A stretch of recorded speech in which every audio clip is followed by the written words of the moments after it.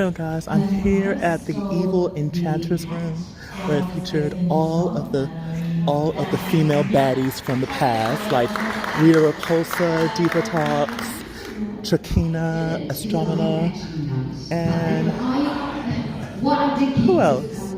Oh, and Toxica from Wild Force. So nice, right? This is evil. I need to be a little bit nastier, but I'll do that a little bit later. I stole your heart. Yeah. I didn't steal anything because I was the voice actor. I was in the booth.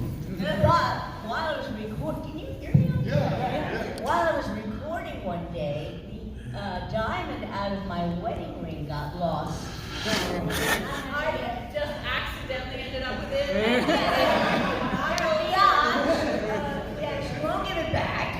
So I had to get a bigger diamond. Never. Hans Von has. And with a lot of other right.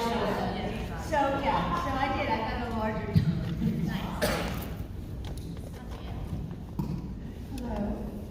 So I actually asked for stuff, and I shouldn't have asked. I should have taken it. Why did I ask? That was your fatal flaw.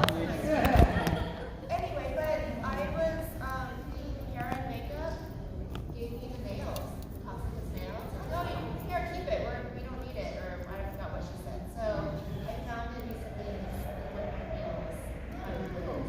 Yeah, it's been really fun.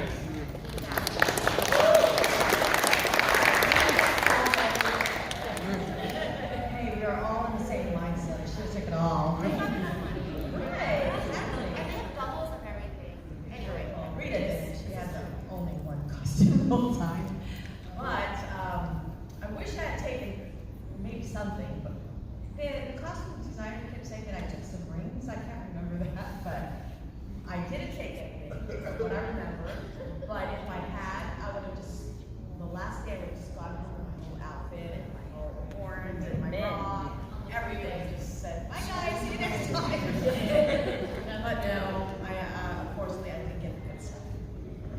I myself, can you hear me? Oh, there you go. Hello. I myself would never steal anything. For instance, a practice mask. That was used to practice in before the real one was made. I would never steal it. So I would never. I also would never steal any of the jewels out of my giant treasure chest. Because who would do that? I wore the necklace that I wore for the costume because I myself don't believe in stealing. I didn't keep anything intentionally. When my character went off the rails and my eyes changed, there was some custom contacts like I had made at the eye doctor. So I still have this to make it. Every once in a while, I rock my Halloween.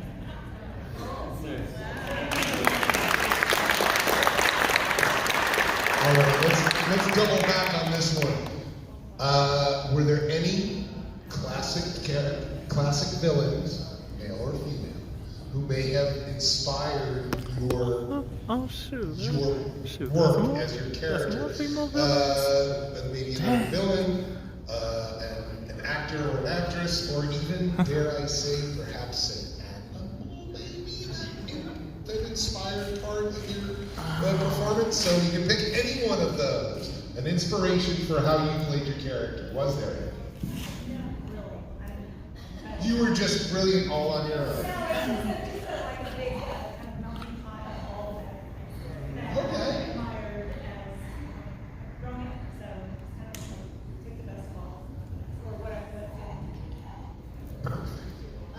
I was obsessed with the Batman series, with Catwoman. She was played by several people. Eartha Kitt and Julie Newmar was it because I was like 5'10". Everyone called me olive oil, and I had the only brown hair in my family. So when I saw Julie Newmar, I was like, "That's me. That's my secret self." And then it came full circle because when I shot the movie, Mallory's baby was shot in the Batman came. And I was standing in my outfit. It was so weird. I was really like weird little kid, and really kind of lonely and everything. So I would watch TV all the time, and I was just imagining it was such a crazy moment.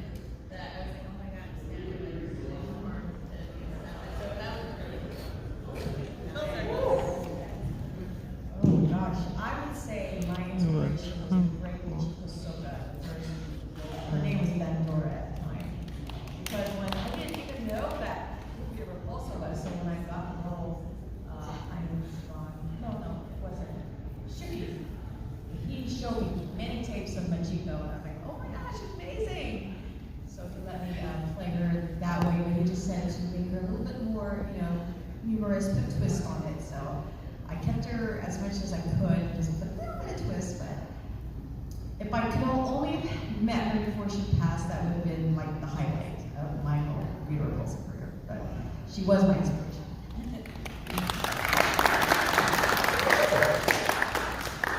It's just so fitting that I'm sitting here in the middle of Rita watching Power Rangers, or like when it first came out, the Mighty Morphin, and just seeing like the whole diverse cast, and with Rita being an evil, awesome lady that she is. So she was definitely an inspiration for me, and also Skull.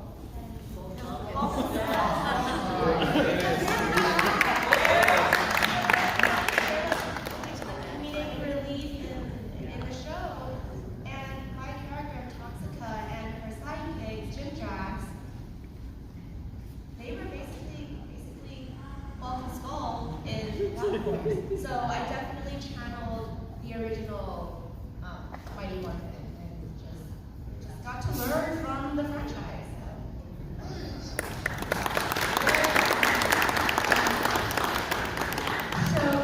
There's so many ways to answer this. Of course, Manchika Soda. I mean, she was so amazing, and I never met her, and I don't know if she wanted me to meet her. I took her voice, and so just her mouth was so big, and to make it sound like it was coming out of that was such a challenge.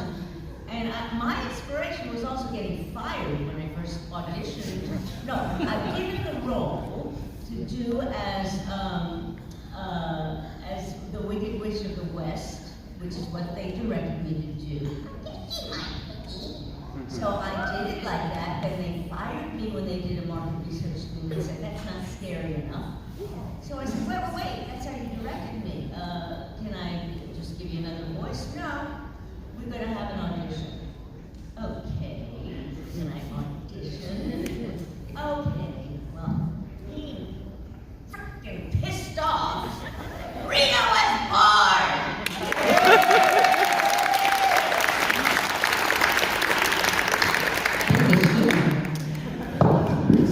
That's very scary. I'm terrified.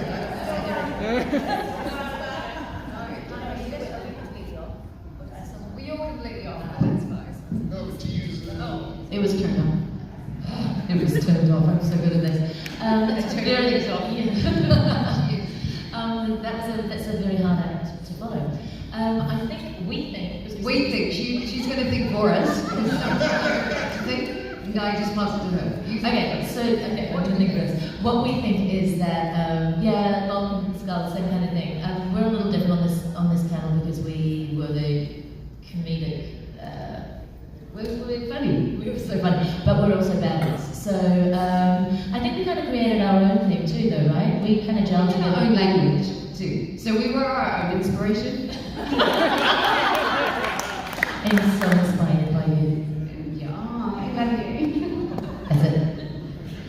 I would have to say what was really inspiring, of course, was watching what had happened in the series before. I had the distinct advantage of getting to watch Wendy Lee's performance of Scorpina's voice, and then getting to try to bring that voice into a regular student and then become evil. And then I would have to say, over the years especially, just hearing everything that Wendy and Barbara did with the voices, I thought, okay, so it is lower. We need to be, because I have sometimes a higher speaking voice, and I think that was what was inspiring to me when becoming Scorpina, to take it down so it could be, I'm Scorpina, your worst nightmare.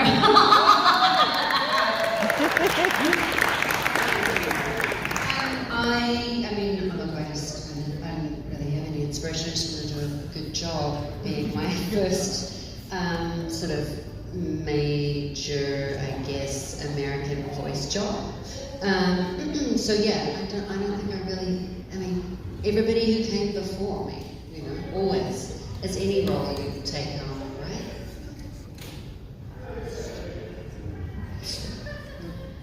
I researched a lot of mushrooms. Went out to the forest. I just channeled my, I don't know, in a really badly behaved kid. I think for mucus. She just felt like she was a naughty, mischievous little kid to me. And then she morphed into me, so that was surprising. So I was kind of directed to get inspiration from Adeline Kane's character, Tenaya 7, since our season correlates with RPM. Thank you, thanks. And so I studied Tenaya 7, loved Adelaide's performance, and then I took a lot from Selena Gomez's character from Wizards of Waverly Place, because Roxy's very sassy, and it's like my favorite show, why I got into acting in the first place. And a little bit of Sheeta from Kim Possible, so... Roxy, I guess. Well, the interesting thing is when I was cast as Psycho Pink, it was probably the first time I had been cast as sort of an evil, sort of mean character. I always played sort of upbeat things. So I really I remember just a lot of times sort of watching different fighting movies, Jackie Chan stuff and stuff like that. And yeah, so it was a lot of fun playing the different ranges and stuff like that. And I remember losing my voice a lot. That I do remember. Yes. Hi everyone. Sorry I'm late. I'm Holly. I play Camille in Jungle Fury, and I also played Lily in Mystic Force. Thank you. Lily was really fun, so I just kind of kept her bright and light. But then when I came back for Camille, I really wanted to have that difference. And you might get a shock hearing my New Zealand accent, or are you used to it now? Do I need to talk in my American accent? Okay. So we did a lot of physical work about keeping her, quite angular and lizardy, and I kind of developed that kind of deep voice. She was very grounded. So it was really fun playing around with that. Since we don't seem to have any questions from the audience, well, you guys are supposed to come up. Right? You're supposed to get mine over here. Oh, what the hell? That's what we get for not having a sound guy at the sound. Sorry about that for those of you who can still hear me. Alrighty, what's your question and who's it for? Hello. Well, I'm sorry, who are you? Who is the question for? And what is your question? Go in a logical order, Neil. Sorry. Oh, that's a nice Matt. cosplay. Ladies, this is for anybody who had a headdress. How heavy are those things? Are they light? Oh, that's a good... That answers my question. Yeah, good. But feel free. Oh!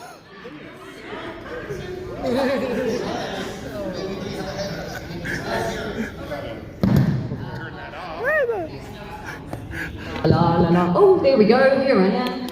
Mine was so heavy. I got a migraine every single day. I had to take it off every. It was like roadkill on the side of my head, and I had horns, and I kind of looked like Mickey Mouse on acid. I constantly had to take it off. Yeah, it was very squishy and horrendous.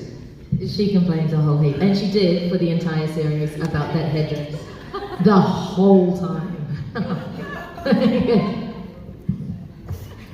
I was pregnant during the movie. So the day I got the movie was the day I found out I was pregnant. So I'm like, great. I had to wear cape and a corset and heels. And I'm like, I got this. It's my second child. I'm long-waisted. I got this. So it was so heavy on me. And wearing heels and vinyl. Well, that's why we got the big bucks. Not. I wore the headdress once before Carla was hired because I was going to be possibly Rita because they ran out of footage. So I did a screen test that Tony Oliver put together, and I wore the dress and I wore the headdress, and I said, "Oh, holy, oh my God!" So I did the audition, and thank God they went with a younger-looking Machiko instead of me, because I would have had neck surgery by now. Yeah, I found out that costume wasn't made by our costume department here. It was flew in from the original Bandora from Japan that was made back in the late 70s. So the headdress is made out of metal, because there's a metal helmet with the hair wrapped around it. It's very tight and heavy. And yeah, luckily I was very young back then, I could do it. Now I don't think so. Sorry. Mine was light, I'll be honest. I think it's because it was the original costume, and so she had to do a lot of fighting. She was really active, so hers was actually quite practical as headdresses go, and from everything I've heard over the years. So yeah, mine was pretty light. The one I have to wear for pictures now is not so light, but the original was very nice. Hello? Let's try. And you still have more I have something headdresses? to say about Okay. my headdresses. No, it's for some reason, I'm trying to turn mine off. Oh, okay. So back to Toxica's headdress. Okay, that's it better. It was really tight, but the crew was so sweet. They would always take it off between scenes, and returning the sweetness. I was like, no, it's okay. Let's just leave it on until I had terrible headaches.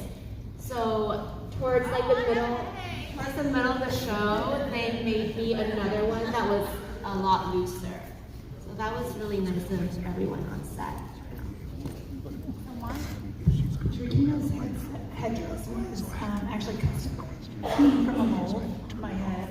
And it's lightweight, but then they took my hair and put it in braids under it, so it didn't fit the actual custom. It didn't fit anymore. So it wasn't heavy, but it was a bit constricting, yeah. Thank you. All right. Your name, who the question is for, and what your question is. Hi, I'm Kwame Manuel. First of all, it's an honor to be in front of such amazing actresses and powerful actresses too, Psycho King, Diva Talks. And my questions are for Katrina and all our Kiwi friends here. What is the hardest part about doing the American accent on the show?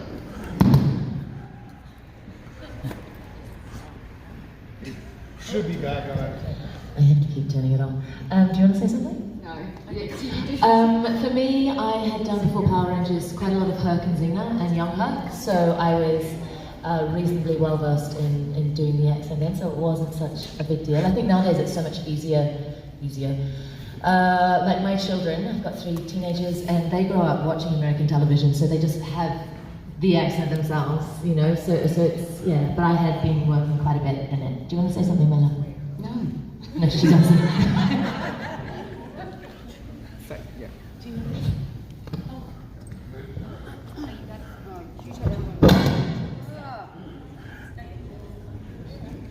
Just waiting for it to go on. Yeah, kind of much like the others, I've done a little bit of work with an American accent. My father's also American, so that it helped. Yeah, and I always enjoyed just playing around with voices and things, so yeah, but it was fun to do. It's really fun to do it. You get a lot of support from, the vocal coach if you make a little mistake, and if there was like a little line or a little word that you didn't get quite right, you would re-record it in ADR.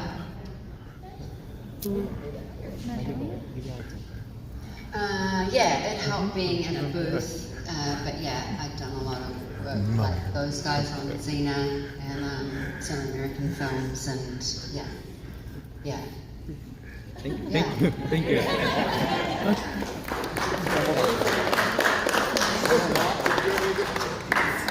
Wait, where's the mic? Where's my mic? I just really enjoyed the challenge. It was really fun. There were so many amazing American actors on set as well who'd help out if we needed it. So yeah, it's great. I'm gonna steal this because we just had a luminary join us, and she's gonna have to. Okay, so here's the scambo, Rambo. Okay, who are you? Where do we know you from? What series? What character? Who was an inspiration, or what was an inspiration? Because we know. I'm gonna blow it for you. One of the most wonderful voice actresses that I've had the opportunity to work with. We did some fun stuff in the booth many decades ago. So you are. I'm Wendy Lee. I'm so happy to be here. Good morning, everyone.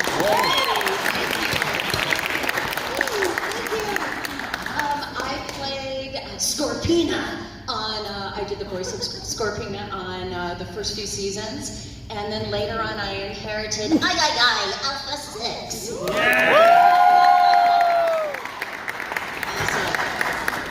bunch of voices for the villains in the rubber suits, and I began my voice directing experience on set for Power Rangers. So I was part of the ADR team and part of the writing team as far as ADR scripting goes. And yeah, we had a very close-knit group of people working on the show, doing putties all together now, which is literally how we recorded it. It was so fun. It's like I'm doing brusha.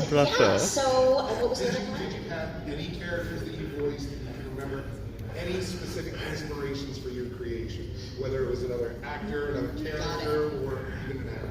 Honestly, I learned how to fight on Power Rangers, like probably many of us. I had always been interested, and we didn't even have video gaming yet, but I was interested in learning how to be authentic in fighting. And honestly, I directed one of Johnny Young Bosch's first ADR sessions, and I took a lot of notes from him because he was such a trained martial artist, and several others. But really what we would do is just kind of go for it. And we developed a shorthand of, just all the cool stuff that we would do, and get tough and get into that masculine center and really integrate the pair, like the female aspect and the male aspect. So that was really kind of, I learned fighting efforts on set, and it really paid off when we got into video gaming. And lastly, was there anything from your time on Power Rangers that you either took with you at the end, or something you wish you had taken with you? Honestly, I saw the entire experience with Saban Productions as a huge opportunity. I know a lot of people had some grievances, and I had some bumps and knocks myself, but I was given tremendous opportunity. I was a lyricist on many shows. I sang a bunch of theme songs. I directed Digimon for several years, and many other shows that we were doing. Hello Kitty. I can't even think of all the shows we were doing. Mass Rider. Beetleborgs, Sweet Valley High, so many shows that we were the post-production team for. And what was really cool, I don't know if you guys talked about this, but on the Power Rangers set, the sound stages were downstairs, and then the recording studios were upstairs. So whenever the actors were free, they would come upstairs and join us, and vice versa. We could go down on set once in a while to watch the choreography and stunts, and sometimes animals. One of my favorite things was working with the chimps. So I remember being able to hang out with them. We like to call them the sound group, but anyway. I don't like to call Dave Walsh a chimp, but okay.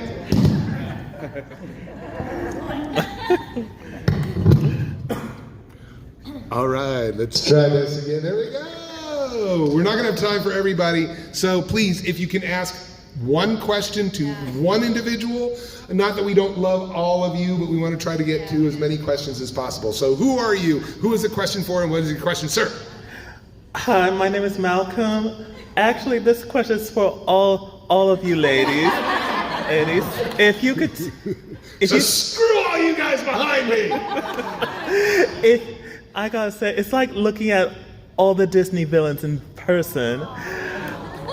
But speaking of them, if you could team up with any Disney villain, who would it be? Alrighty, what Disney villain would you... hold on one second, because I'm gonna take a second, I'm gonna turn this off, it's gonna screw up all this out. Ready? So basically, who would you team up with in the Disney universe? Let's just do rapid fire. We'll make it quick. If we make it quick, we do a rapid fire. Absolutely. Okay. Yes, check. So I would love to hang out with Ursula under the sea. That would be amazing. She's the original badass. But honestly, Maleficent, I think, has got to be the one, because I have pulled and borrowed from her as the evil queen on Monster High many times. I was going to say that. No, I'll say something else. I think that Camille would like to get Elsa and corrupt her and bring her to the dark side to use her powers. Oh boy, I'm gonna say that I would team up with Cruella de Vil. Yep, Cruella de Vil, also mine. I want to get close to her so I can steal her wardrobe. I think I'd actually be like Olaf's little friendly bad mushroom. Yeah, I mean, I grew up with Cruella. I think we're from that, we're from that generation. So yeah, I mean, I'm going to go with everybody else. Yeah, we got Sarah. I'm gonna go with Scar. Maleficent. We were going to say Cruella and then we just changed it to Maleficent. Yeah, we did. We just wanted to be different. And I said,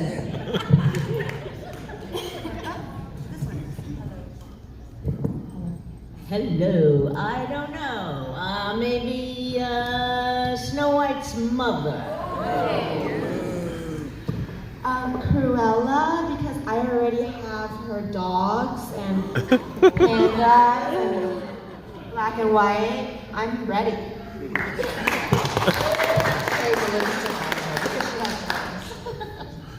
Can I say the Wicked Witch? Okay, she does count in Oz the Grand Powerful. Well, to be fair, that is one of the 4 things that Disney doesn't own at this point. So There's no one scarier than her. And I'm going to stick with my original answer, which was Maleficent. Nice. All right, hold on.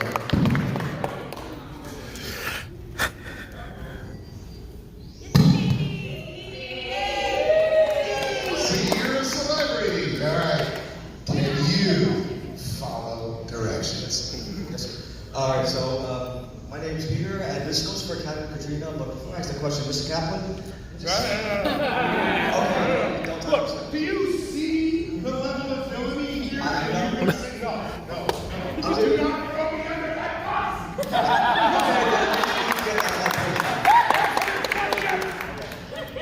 Well, first of all, it's much an honor to meet all of you. It's like I grew up idolizing all 3 of you, all of you. I used to call you. Forgive me. This is my first Morphicon, so I'm flooding my words. Sorry. I just grew up idolizing and respecting you all. Like so much going on. So being at my first Morphicon, this means a lot to me. So my question for the Cat Katrina, the Laverne and Shirley of Power Rangers. Yesterday marked 21 years since the debut of Enchantresses Reserve Part 2, which featured totally talented, your favorite scene, Stacey without you. I just want to get your opinion on filming that episode and doing that scene. Excellent. We had a blast in that.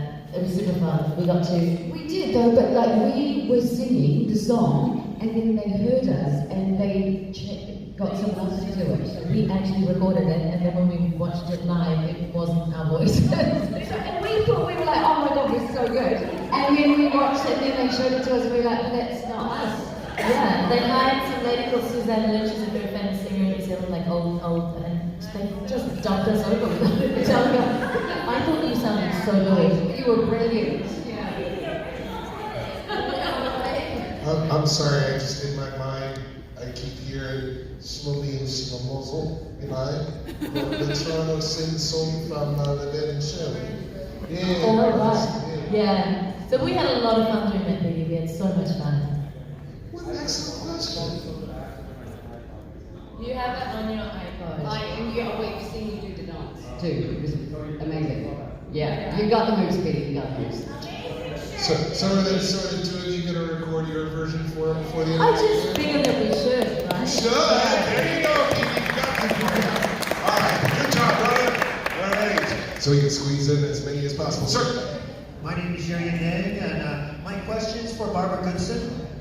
How different is it to voice Rita Repulsa compared to Mother Talzin on Star Wars The Clone Wars, Zirconia on Sailor Moon, and Laharl on this guy? In other words, you're a big fan of Barbara Goodson. Ooh, word. Thank you for your question.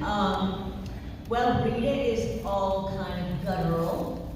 Mother Talzin is Romanian and quiet, more like that. Laharl is more like Rita. Good God.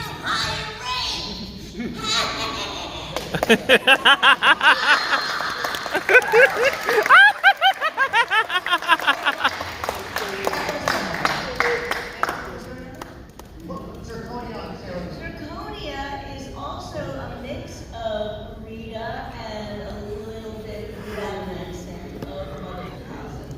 She gets sinister, but she's not screaming. Excellent question. Sure. California. My question is for Harry Shepard, aka Diva Talks. My question for you is, if you had computed in space, what would have been the outcome of quantum construction? Oh, excuse me. I mean, first of all, goodbye, astronomer. Sorry, you over there too. Sorry, you too. I would marry the boy ranger actually if we're talking.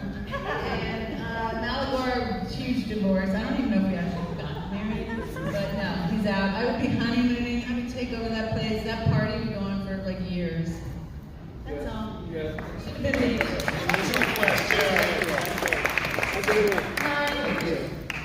I'm Harald. This question might be for all of you guys. Like, what did you guys remember when you guys were voice acting your favorite lines from any series and movies? Any particular lines that stuck with you? Hold on one second, take a second to think about it, turn it off.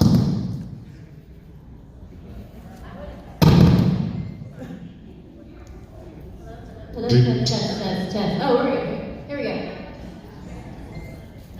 I was just going to say probably from recording or doing the voiceover part of the fights.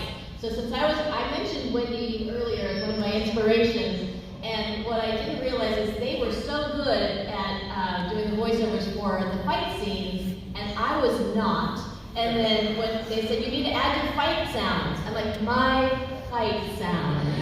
And those would be, and then but my mouth was closed. And they're like, so when you turn around, do the sounds you can do with your mouth open, and when you turn back, just do mouth closed fight sounds. Okay? So there was a lot of, So that was a little bit trickier. Then when I turned around, I'm like, yeah! And then,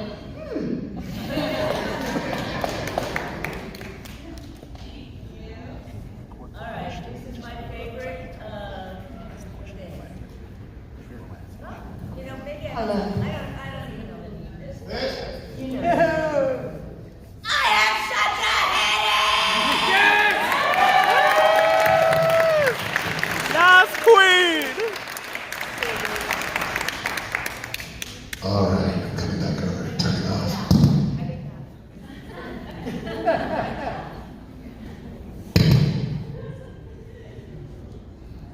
I'm going to jump in for a second. I remember watching HBO one day, and Mighty Morphin the movie came on, and I was sitting there and I said, oh, that would have been fun to work on. And 2 seconds later, I heard myself like, boom! And I went, oh, that was fun to work on. Sir! Hello, my name is John Nieder, and this is for Sinwang. I was just wondering, what was your, towards the end, Toxica's final, when she got betrayed by the orcs, what was your reaction to all that when you actually found out your mindset? Oh, yes. So when I was sent down to the spirit world, because I got tricked into cutting off my own horn, which is what I'm dressed as right now. I am dressed as her red horn.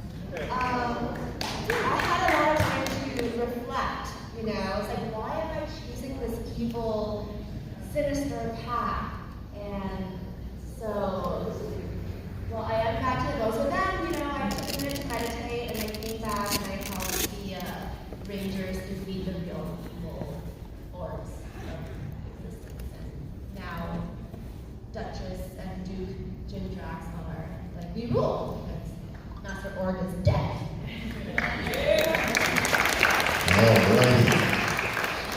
My name's Peter. You don't have to hold it up to you. I learned from the late great Bill Donahue. Well, my name's Peter. I have a question that will be simple for all of you guys to answer.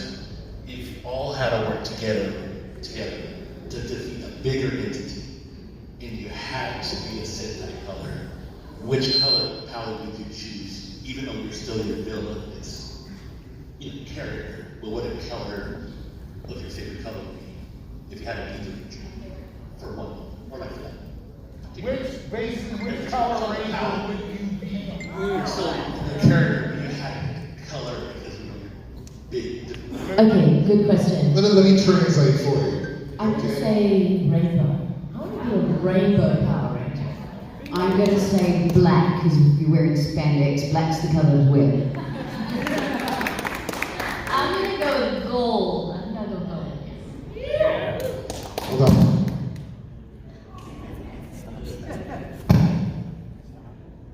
And I'm going to say maroon. I'd be able to change depending on what I wanted. Since I was a chameleon, so you never know what you're going to get. I would go with rainbow as well. I love that. I'm keeping my purple and staying purple. Pink and green for me. I auditioned to be the Pink Power Ranger. I don't remember what series it was, but I had a very bad audition. And, I don't know who got it, but yeah, I'd be pink, obviously. Yeah. Any other colors up there? For some reason, that one. I would like to be a zebra.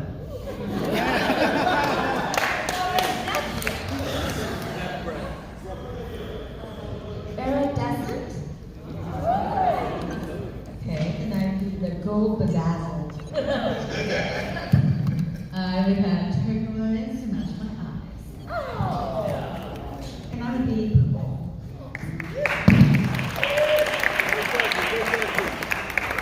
So in other words, they're all villains. They're going to go in their own chosen directions. Alrighty. Let's see If we can squeeze in these last couple, because we're down to our last few minutes. Sir, through the mask. Lord said. Did you really lose the wedding ring? Oh my God! You lose, you bitch! You witch! You did lose it, didn't you?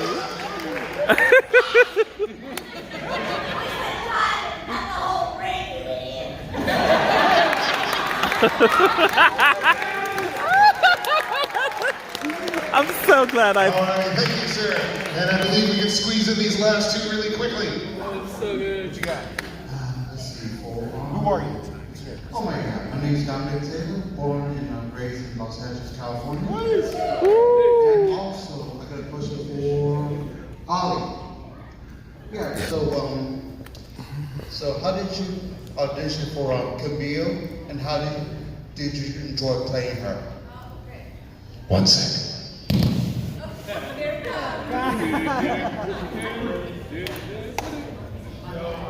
What was that theme song you doing? What? Thank you for the question. So I was actually, I had done Lily and Mystic Force just the 2 seasons before, and they had already been auditioning for Camille, and I was working on another TV project. And Bruce, one of the producers at the time, saw a photo of me. I had my hair dark in that TV show, and he actually called me and said, would you want to do a quick read for the new villain that we've got? I was like, oh, my job finishes here, and it all worked out. So I did a quick read, and then they just called me and said, we want you to play Camille. So it was really fun that they got in touch with me to come back. But I think they were convinced because I had a very different look at that time. I mean, obviously with Camille, they dyed my hair black and had to dye it every week because of my ginger hair was kind of shining through. And she was really fun, particularly she had such lovely physicality and this costume that was, you know, made me feel very regal.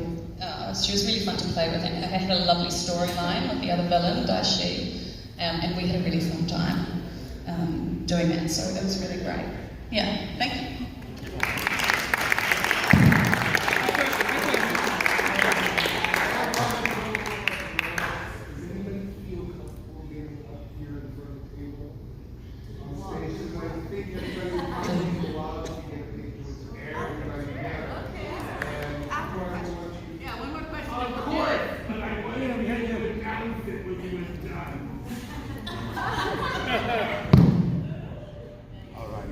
Sir, you're going to grace us with the final and best question of the day. No pressure. Hi, my name is Pablo. As your character, I just wanted to ask, how good does it feel to be evil? I think that's an excellent question to end on. Ponder it.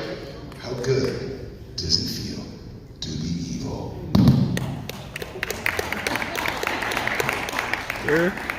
Boy. Well, preferably something less than the Gettysburg Address, yes. Delightful.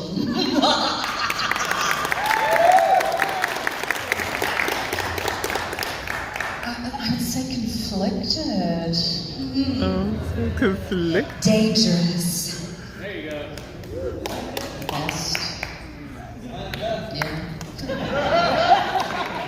Slimy. Fun. More phenomenal.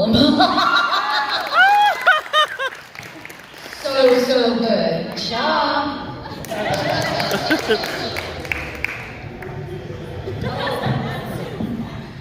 It got me through menopause.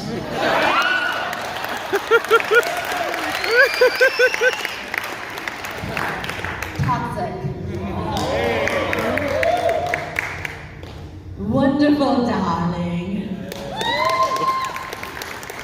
To quote myself, thinking about it just gives me goosebumps.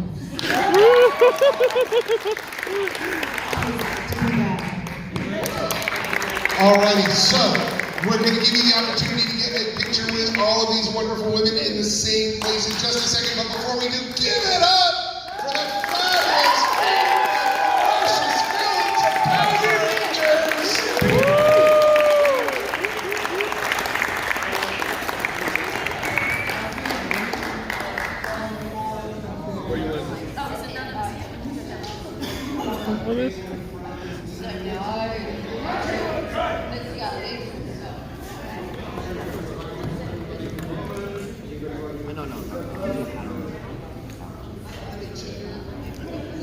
Hey man, that was a good question. Here's my card.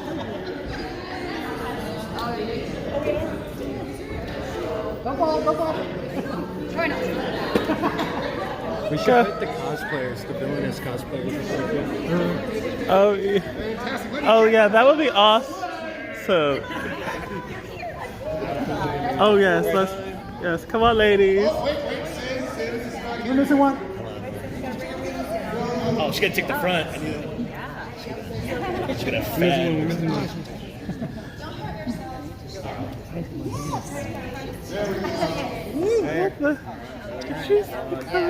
Evil on three. 1, 2, 3. Evil. Got it. Which one do we look at? Oh, the center. Always look towards the center. Over here. Yeah. All right, let's go in the middle. Melissa,